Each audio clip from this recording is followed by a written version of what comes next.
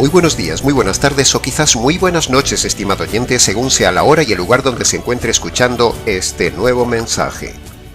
Les habla nuevamente el pastor bautista Nikos Ricoy, director del programa Encuentros y del Ministerio Tinajas, llenando siempre a cada persona que nos escucha con el agua fresca y limpia de la palabra desde aquí en España. Muy bienvenidos a todos y muchas gracias por estar ahí atentos una vez más al nuevo mensaje de hoy de nuestro programa Encuentros.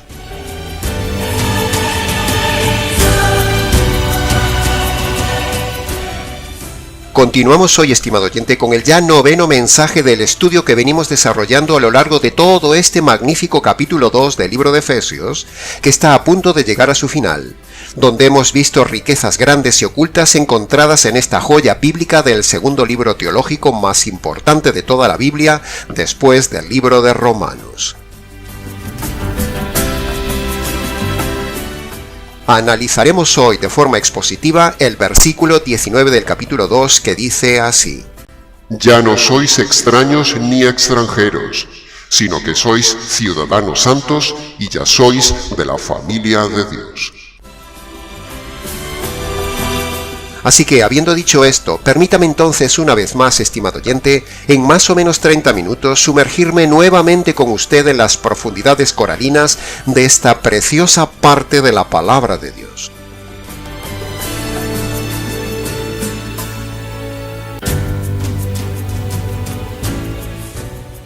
Hace más de 2000 años existió un hombre humano. Sí, digo bien. Un hombre humano, porque también hubo otro hombre, un hombre divino, el Señor Jesús. Así que digo bien cuando decía que hace más de 2000 años hubo un hombre humano muy especial que escribió cosas únicas como ningún otro hombre jamás las contó. Ese hombre humano escribió lo que nunca ningún filósofo escribió, incluso escribió lo que ningún otro apóstol ni profeta jamás contó. Por ejemplo, Ezequiel tuvo un éxtasis viendo una parte de la gloria de Dios. Moisés escuchó en la montaña la voz directa de Dios, pero expresando solo sus mandamientos. Juan vio la transfiguración del Señor y en Apocalipsis vio cosas terribles de la tierra por un lado y otras cosas hermosas futuras por otro, pero solo fueron revelaciones de cosas visibles. No minimizamos a Juan o a los demás apóstoles para exaltar a Pablo, no. Porque el Espíritu Santo en su soberanía le dio a cada uno lo que él quiso darle en revelaciones. A Juan, por ejemplo, le dio revelaciones físicas y únicas, y a Pablo le dio revelaciones espirituales únicas. Pero la diferencia con los demás es que Pablo, el gran Pablo, sabemos que fue arrebatado al tercer cielo, dice el texto bíblico. Y sea lo que fuera que recibió en ese tercer cielo, debe haber sido una experiencia única. Mayor aún que la transfiguración vista en la tierra por Pedro, Santiago y Juan, o mayor aún que haber visto el cielo abierto como cuenta Juan en el Apocalipsis. Y lo de Pablo fue mayor aún que el éxtasis visual que tuvo Ezequiel, porque una cosa es ver algo fantástico y otra cosa es estar en ese lugar fantástico, y aún encima recibir revelaciones espirituales fantásticas. Y eso solo lo recibió Pablo.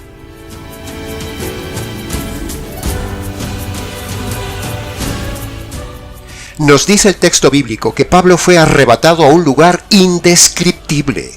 Sin embargo, cuando Pablo relata esa experiencia de 2 de Corintios capítulo 12, observamos increíblemente que él no se centra en hablar de lo que vio, no, sino que en su mini relato, él se centra, para mi asombro, no en lo que había visto, sino que se centra en las revelaciones espirituales e indescriptibles que había oído.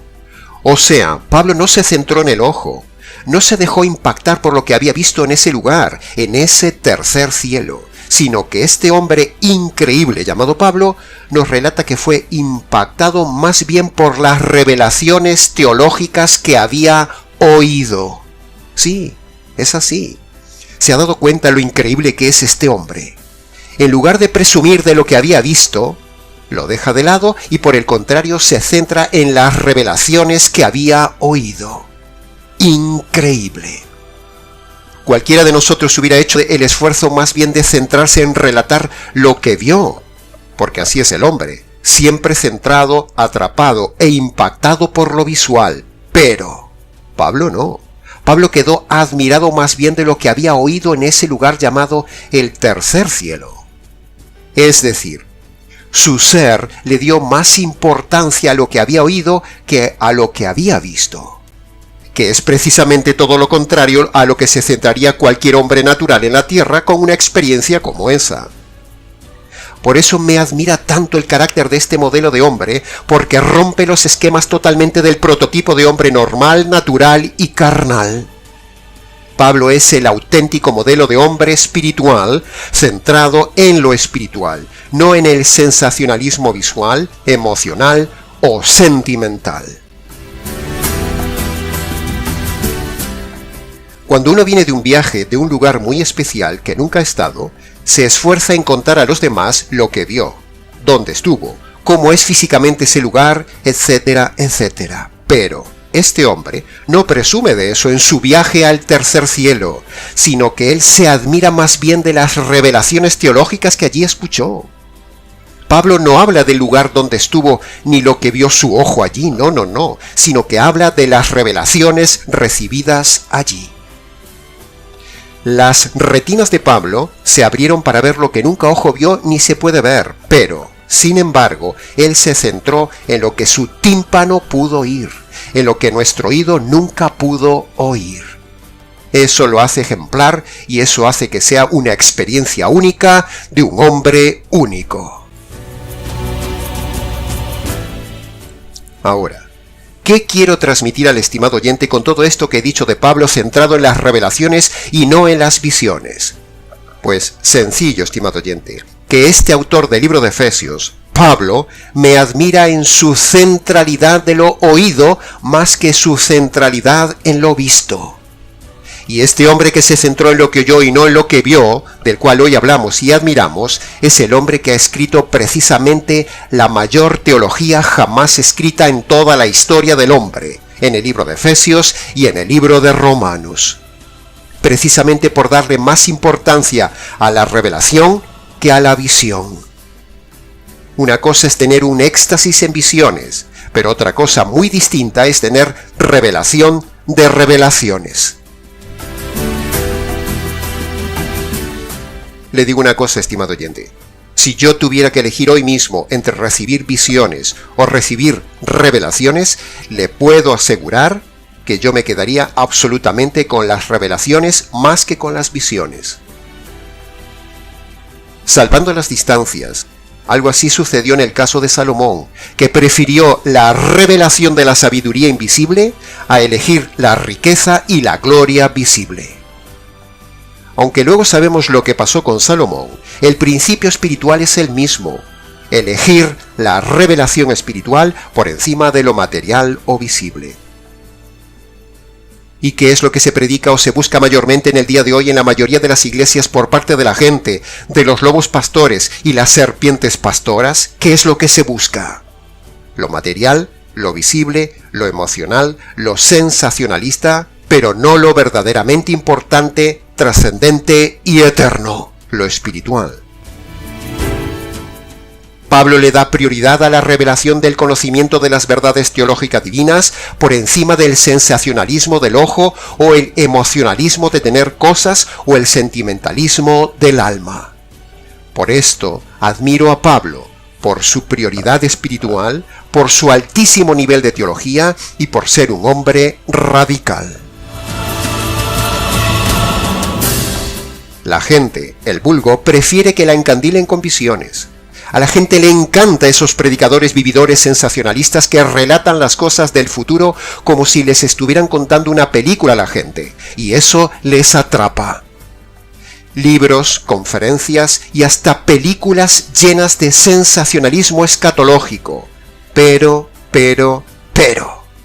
a la grandísima mayoría de gente no le impacta la revelación de las verdades espirituales como las que damos en este canal. Solo quieren lo material, lo visual, lo profético, lo fácil, lo sensacional, lo emotivo, lo escatológico, porque así es el vulgo. ¿Puede ir viendo, estimado oyente, lo que queremos infundir en usted en esta primera parte del mensaje? Queremos infundirle el anhelo de lo espiritual y de lo invisible por encima de lo carnal, material y visible. ¿Quiere ver si usted mismo es carnal o espiritual? Sencillo. Escúchese a sí mismo de lo que habla, de lo que se deleita en hablar, de lo que anhela su alma, de lo que sale por su boca. Y usted verá quién es, si es carnal o espiritual. ¿Quiere conocer si alguien es carnal, materialista, sensacional, emotivo o en cambio espiritual? Escuche lo que habla y verá dónde está esa persona. Incluso analícenos a nosotros mismos. Escuche lo que siempre hablamos. ¿Hablamos de prosperidad? ¿Hablamos de bendiciones? Tampoco. ¿Hablamos emotivamente? Tampoco. ¿Manipulamos las emociones? Ni por asomo. ¿Hablamos de milagros y de buena vida ahora? Jamás. ¿Hablamos del arrebatamiento, del fin del mundo y del anticristo? ¿Hablamos de evitar tomar la cruz y evitar el sufrimiento? No. Observe qué hablamos en el canal y verá la diferencia con su entorno pastoral y con lo que se predica en la red virtual. La teología es el conocimiento y la revelación más importante para el hombre. La teología es el conocimiento del Trino Dios. Por eso, la revelación teológica es mucho más importante que la revelación visual o la revelación profética o la búsqueda de la prosperidad como se hace en el día de hoy. Los éxtasis y visiones llenan solo el ojo, pero la revelación llena todo el ser. Por eso, si yo tuviera que elegir entre revelaciones o visiones, absolutamente preferiría elegir, igual que Pablo 1000 veces, la revelación teológica en lugar de recibir la revelación de visión escatológica. Porque en verdad le digo que la revelación teológica nos da acceso un día a ver y entrar al lugar físico celestial. Pero la revelación visual no nos da acceso nunca a la revelación espiritual ni acceso al lugar celestial. Repito. La revelación teológica nos da acceso un día a ver y entrar al lugar físico celestial, pero la revelación visual no nos da acceso nunca a la revelación espiritual ni acceso al lugar celestial. La visión impacta el ojo y a la emoción, pero la revelación impacta y llena el corazón espiritual del hombre. Yo prefiero 1000 veces más la revelación teológica de Pablo en el Nuevo Testamento que la revelación visual de Juan en el Apocalipsis. La revelación visual de Apocalipsis no salva, en cambio la revelación teológica de Pablo en el Nuevo Testamento sí salva. La revelación teológica de Pablo en todo el Nuevo Testamento fue dada para salvarnos. En cambio, la revelación visual de Juan en el Apocalipsis fue dada para mostrar al convertido de la que hemos sido librados y de la que hemos sido salvados. El Apocalipsis no fue dado para salvarnos. El Apocalipsis fue dado a los ya salvados para decirles de lo que han sido salvados. La revelación teológica de Pablo en el Nuevo Testamento nos libra de la ira venidera. En cambio, la revelación visual de Juan en el Apocalipsis nos muestra lo que será esa ira venidera para el inconverso. Pero si se fija bien, Juan no dice nunca en el Apocalipsis cómo librarse de esa ira venidera. Sencillamente porque el Apocalipsis fue escrito para gente ya salva, ya convertida. El Apocalipsis fue dado como un regalo del Señor para mostrarle al convertido de lo que ha sido librado por haberse convertido por medio del Evangelio.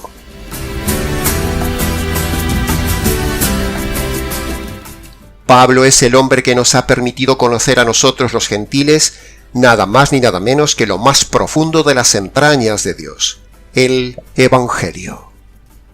Nadie como Pablo nos ha revelado el Evangelio jurídico a los gentiles. Ya hemos dicho 1000 veces en el canal que si no hubiera sido por Pablo, a nosotros los gentiles nos hubiera sido muy difícil comprender la salvación. Tendríamos que recorrer el largo camino de comprender previamente todo el Antiguo Testamento para conseguir comprender la salvación. En cambio, Pablo nos ha dado a conocer magistralmente el Evangelio jurídico, revelado como nadie, para hacer el camino más corto y fácil para comprender la salvación. Maravillosa revelación.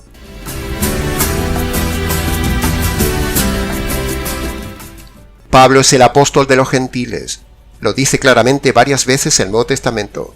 En cambio, los otros apóstoles del Nuevo Testamento vemos que se centraron y fueron a los judíos. Por eso, a propósito de esto, repetimos hasta el cansancio una vez más en este programa que la falta de estudio, el poco entendimiento y la nula revelación de los pastores del día de hoy hace que esos errados pastores usen los pasajes dirigidos a los judíos aplicándoselo a los gentiles.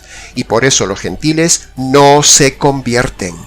Porque con el lenguaje judío y los versículos judíos, el gentil no llega nunca a comprender ni recibir correctamente el evangelio que necesita para salvarse.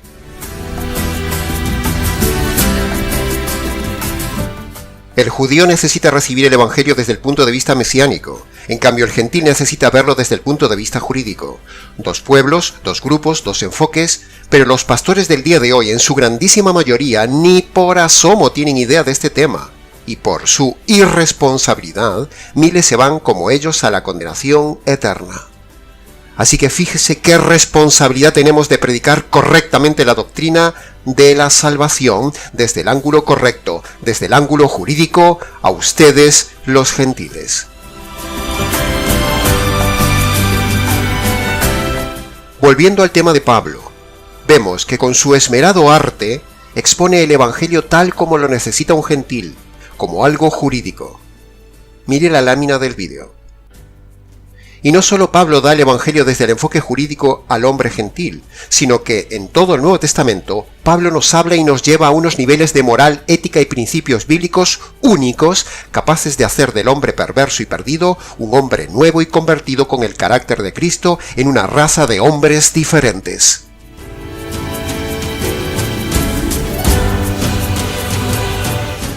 Ese es Pablo y sus revelaciones.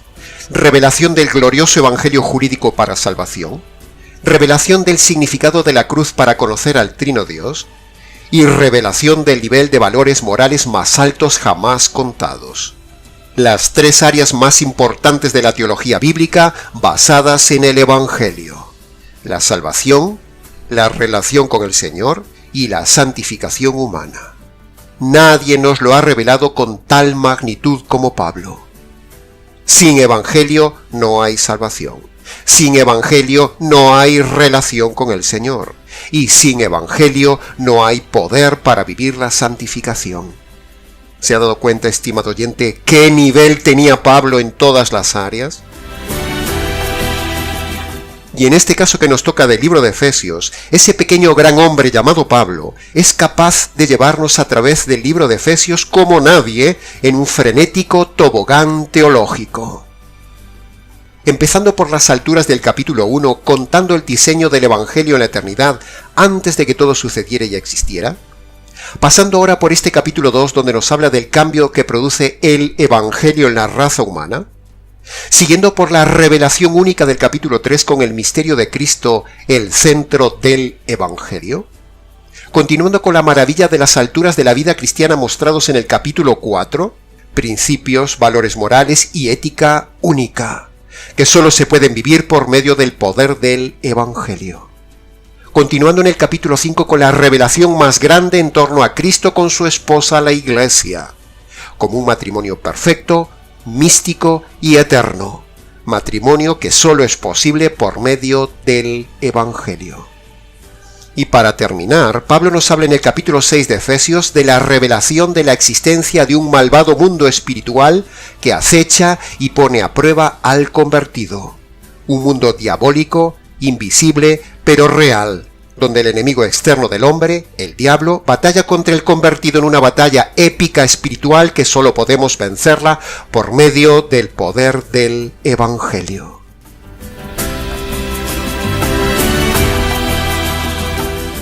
¿Se ha dado cuenta, estimado oyente, qué nivel hay en todo este libro de Efesios? Todo el Evangelio está presente en los 6 capítulos de este compendio teológico en la carta a los privilegiados efesios. Todo eso está ahí, súper concentrado e impecablemente relatado en este mini libro fascinante de 6 capítulos del cual no nos cansaríamos nunca de profundizar. Las revelaciones del segundo libro más profundo, intenso y fascinante del Nuevo Testamento después del número 1, el indiscutible libro de Romanos, el cual tiene aún palabras mayores y únicas recibidas en ese tercer cielo.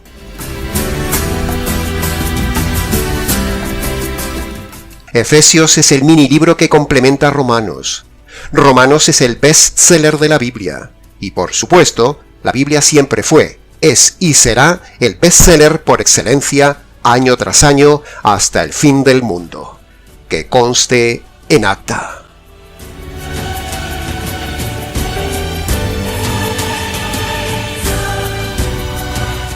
Pasemos entonces ahora más brevemente al análisis expositivo del versículo 19, cuyo estudio dividiremos en 2 partes, donde la primera parte dice: Ya no sois extraños ni extranjeros, sino ciudadanos santos. Lo primero que vemos en la frase es que ese ya no sois implica inferencialmente que hubo un antes, en el que sí eran ante Dios extraños y extranjeros. Por eso dice, ya no sois. Por lo tanto, Pablo vuelve una vez más, como lo hizo muchas veces en el capítulo 2, a recordar nuevamente que siempre hay un antes y un después en la vida del verdadero convertido. Siempre volvemos a los mismos puntos, estimado oyente.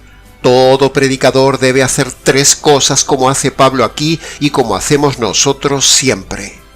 Punto número 1. Uno debe hacerle énfasis a la audiencia que debe haber un antes y un después en la vida espiritual de la persona y que ese antes y ese después lo determina la conversión por medio del Evangelio. Punto número 2. Todo predicador debe hacer énfasis que no toda la audiencia es convertida. No deben tratar a la audiencia como hermanos, como salvos, sino que debe hacer la diferencia entre salvos y perdidos. Y punto número 3, todo predicador debe redirigir su prédica hacia el Evangelio. Si su predicador no practica estos 3 puntos en su prédica, es un mal predicador. Fíltrelo con lo que le enseñamos aquí y luego usted tome decisiones respecto de ese pastor y respecto de esa iglesia.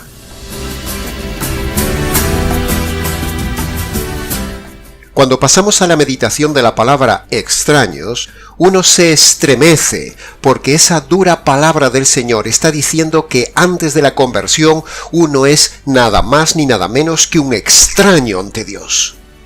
¿Se da cuenta qué palabra tan fuerte, estimado oyente? Las 2 frases del Señor Jesús más desgarradoras que el inconverso va a escuchar el día de su juicio ya están registradas en las páginas del Nuevo Testamento y son estas. Nunca te conocí. Fuera de aquí, malhechor. Mateo capítulo 7, versículo 23. Apártate de mí, maldito, al fuego eterno, con el diablo y sus ángeles. Mateo capítulo 25, versículo 41. ¿Se da cuenta, estimado oyente, lo que será ese día cuando alguien que creía que estaba bien y que el Señor estaba contento con su hacer y de repente se da cuenta que no es así, que no estaba convertido y entonces escuchará esas palabras desgarradoras y terribles que suenan como un cuchillo que corta el alma por la mitad? ¿Se da cuenta? Así que tiemble, estimado oyente, tenga temor y temblor ante estas palabras y filtre su estado espiritual y su conversión, no sea que usted sea una persona que no conoce al Señor y en realidad usted sea un extraño ante Dios y se encuentre con estas 2 frases demoledoras un día. Palabras sin esperanza, desgarradoras y terribles. Para no escuchar esas palabras y para que usted no sea un extraño ante el Señor, usted debe convertirse por medio de las 2 condiciones que pone Jesús en su palabra, que diremos al final del mensaje. Esas tres frases Eres un extraño, no te conozco, apártate de mí, maldito, serán el principio del infierno. Estarán a la entrada de la cárcel eterna. Así que, estimado oyente, no repito estas palabras para ser sensacionalista ante usted, no, sino para ser para usted una alarma mientras aún hay una hora y hay tiempo. Porque cuando usted pase el umbral de la muerte y se encuentre con el Señor y estas tres frases, usted gritará en llanto desgarrador como nunca por ver la realidad y ya no haber salida. Allí será el llanto y crujir de dientes, como dice la Escritura. Así que pase de ser extraño, estimado oyente, pase de ser no conocido y pase de ser maldito a ser conocido, a ser hijo de Dios, a ser bendito por medio del Evangelio, del Señor del Evangelio. Cuando llegamos a la palabra extranjeros, sucede otro tanto de lo mismo que con la palabra extraños. La palabra extranjero da la connotación de ser visto como de otro lugar, como de otra tierra, o incluso podríamos decir, da la idea despectiva de indocumentado, como que no pertenece a ese país. De la misma manera, estimado oyente, cuando una persona no tiene el pasaporte del Evangelio, Dios ve a ese hombre como extranjero, como indocumentado para el reino. No lo ve como ciudadano legítimo del cielo. Filipenses capítulo 3, versículo 20, es un pasaje que encaja perfectamente como complemento de este versículo 19 de Efesios capítulo 2, que dice así: Nuestra ciudadanía está en los cielos. Esa frase, nuestra ciudadanía, se refiere evidentemente solo a los convertidos por medio del Evangelio verdadero, que es el documento oficial que se expide en la tierra para ser ciudadano de ese mundo eterno, de ese reino de los cielos. Esa frase, nuestra ciudadanía, no se refiere a todos los que van a la iglesia, no se refiere a todos los que cantan en el coro, no se refiere a todos los que hacen una oración de fe, o no se refiere a todos los que aceptan a Jesús en el corazón, o a todos los que están en una iglesia presbiteriana, en una iglesia calvinista, reformada, pentecostal, adventista, liberal, católica, mesiánica, de sanidad, de dinero y milagros. No, no y 1000 veces no. Ningún miembro de esas congregaciones es ciudadano del reino de los cielos, sino más bien que ya tienen la documentación falsa que los llevará al reino de las tinieblas, al cual irán por haberse conseguido un pasaporte falso en un consulado falso con un embajador falso. El verdadero pasaporte que le da a usted la ciudadanía del reino es el Evangelio jurídico, que conste en acta. Pasemos ahora al análisis y comentario brevemente de la segunda parte del versículo 19, que dice: Sois de la familia de Dios. Y para ir directamente al grano preguntamos, ¿cómo se pasa de ser delincuente y enemigo de Dios, que es lo que uno es antes de la conversión, a pasar a ser de la familia de Dios? ¿Cómo? Pues sencillo, estimado oyente, ya sabrá la respuesta si es seguidor del programa, porque siempre es lo mismo, se lo mire por donde se lo mire, o se tome el versículo por donde se lo tome.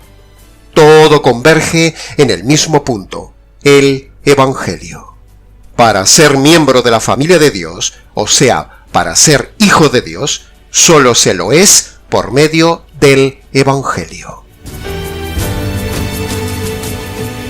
Hay un refrán español que dice: todos los caminos conducen a Roma. Así que aquí podríamos parafrasear dicho refrán y decir más o menos así: todos los versículos conducen al Evangelio. Y si se fija con detalle, lo que hemos dicho antes de ciudadanía y ahora la adopción de la familia divina son ambos términos jurídicos, con lo cual se refuerza una vez más nuestra tesis teológica de que todo lo relacionado con el Evangelio es jurídico. Nuestra tesis teológica del tema jurídico es irrefutable.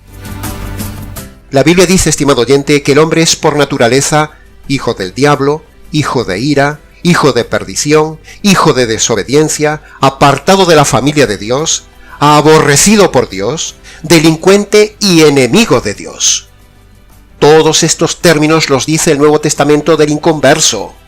Búsquelos y los encontrará.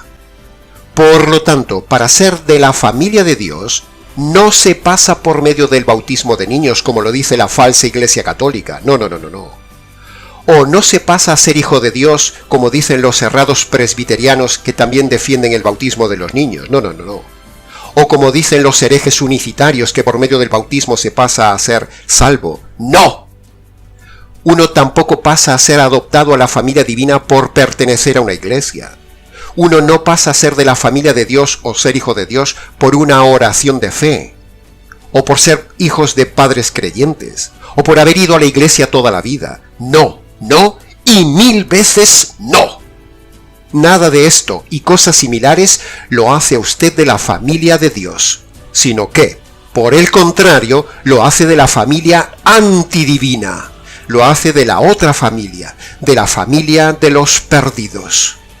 Para pasar a ser hijo de Dios, solo se pasa por medio de la adopción jurídica que otorga el Evangelio jurídico, que es el trámite jurídico que Dios manda que haga todo hombre para ser hijo de Dios y ciudadano del reino. Pastor, entonces, ¿cuáles son los formularios o cuáles son los requisitos necesarios para adquirir la ciudadanía del reino y para ser adoptado en la familia de Dios? Muy buena pregunta, estimado oyente. Con gusto le mostraremos nuevamente hoy los requisitos que usted tiene que llenar en 2 formularios diferentes que pone el rey para entrar al reino como hijo de Dios. Primer formulario. El primer formulario o trámite que usted tiene que hacer cuidadosamente es el arrepentimiento. Es decir, usted tiene que tomar una hoja de papel y escribir ahí 2 cosas. Primera cosa, usted debe reconocer que es delincuente ante Dios y que no tiene derecho ninguno a entrar en el reino de los cielos.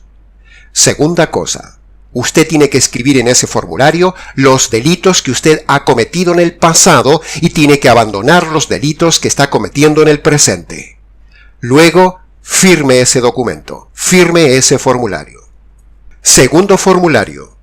Usted debe llenar otra hoja escribiendo en ella que sus delitos merecen la justicia divina, merecen el castigo divino y merecen la cárcel eterna. En segundo lugar, en ese segundo formulario, usted debe escribir que reconoce que la justicia que usted merecía por sus delitos le cayó al Señor Jesús hace unos 2000 años en la cruz. Escríbalo así y fírmelo, estimado oyente. Cuando usted haya llenado estos 2 formularios y firmado, entonces, luego, vaya a la oficina, vaya a su habitación, preséntelos allí ante Dios, el juez del reino. Póngase de rodillas, descálcese en señal de reverencia ante Dios, y luego, en sus palabras, léale los 2 formularios ante Dios, el juez del universo. Cuando usted obedece estas 2 condiciones, es decir, cuando usted llena estos 2 formularios, entonces Dios lo declara inocente, lo declara ciudadano del reino y lo declara hijo de Dios apto para entrar al reino. Amén. Aleluya. Ahora, antes de levantarse de esas rodillas, dele gracias al Señor por haber recibido providencialmente la información de las 2 condiciones correctas y necesarias para la salvación. Así que, estimado oyente, reciba este mensaje de hoy, y cuando haya cumplimentado esos requisitos, o sea, esos formularios, o sea, esas 2 condiciones que el Señor le pone en Marcos capítulo 1, versículo 15, luego, si quiere, venga y cuéntenoslo. Terminamos este mensaje de hoy diciendo lo mismo que dijo Pablo en Efesios capítulo 6, versículo 19. Quiero dar a conocer con denuedo el Evangelio de Cristo. Así lo hemos hecho en el pasado, lo hemos hecho hoy para usted y lo haremos siempre. Que conste en acta. Y hasta aquí, estimado oyente, con el nuevo mensaje radical del día de hoy. Mucho más se podría haber dicho del tema, pero con lo dicho es suficiente. Para preguntas, comentarios y mayor amplitud del tema, repase el vídeo o escríbanos. nicos@gmx.es. Les ha compartido la verdad, solo la verdad y nada más que la verdad del tema, este expositor radical y bíblico, Nikos Ricoy, del Ministerio Tinajas, desde aquí en España. Será entonces, con el gusto de siempre, hasta nuestro próximo programa Encuentros.